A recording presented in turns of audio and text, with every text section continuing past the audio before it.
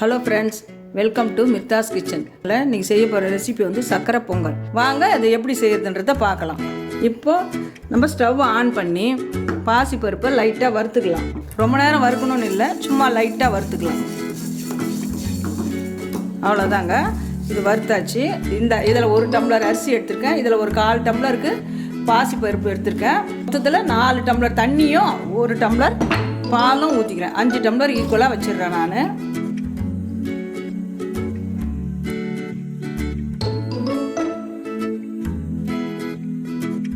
தண்ணி கொதிச்சிடுச்சு.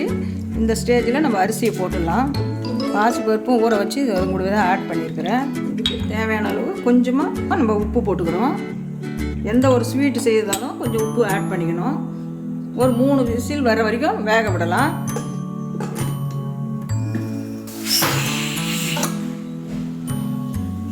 Steam அடங்கிடுச்சு. குக்கர்லேருந்து wait எடுத்துடலாம். இப்போ நமக்கு இது கொஞ்சம் இந்த அளவுக்கு குழச்சிக்கணும்.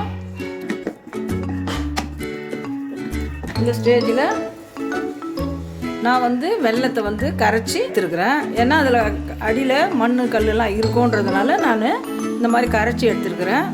இப்போ இதை நம்ம இதை கூட சேர்த்துக்கலாம்.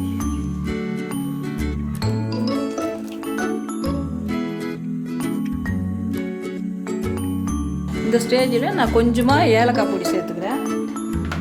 நெய்யிலையும் ஏலக்காய் கொஞ்சம் பொரித்து போட போகிறேன். இருந்தாலும் நான் கொஞ்சோண்டு சேர்த்துக்கிறேன். இப்போ இந்த மாதிரி கொதிக்கிற ஸ்டேஜில் நம்ம வெள்ளை கரைச்சல் ஊற்றிருக்கிறோம் இல்லையா, அது வந்து பாகு ஸ்மெல்லுக்கு வரும், நல்லாயிருக்கும். அந்த ஸ்மெல் வரும்போது நம்ம இறக்கிடலாம். இந்த மாதிரி கெட்டிப்பட்டு வரும்.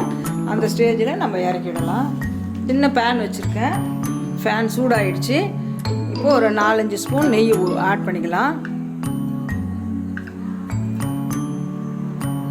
இப்போது முந்திரி, திராட்சை, ஏலக்காவும் போட்டுக்கலாம்.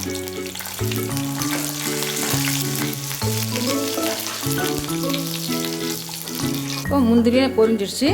இப்போ இதை வந்து நம்ம இந்த சக்கரை பொங்கலில் ஆட் பண்ணிக்கலாம்.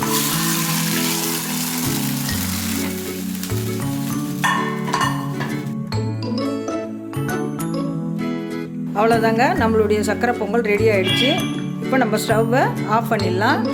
இந்த வீடியோ உங்களுக்கு பிடிச்சிருந்துச்சுன்னா லைக் பண்ணுங்க, ஷேர் பண்ணுங்க, மிர்தாஸ் கிச்சனுக்கு சப்ஸ்கிரைப் பண்ணுங்க. தேங்க்ஸ் ஃபார் வாட்சிங்.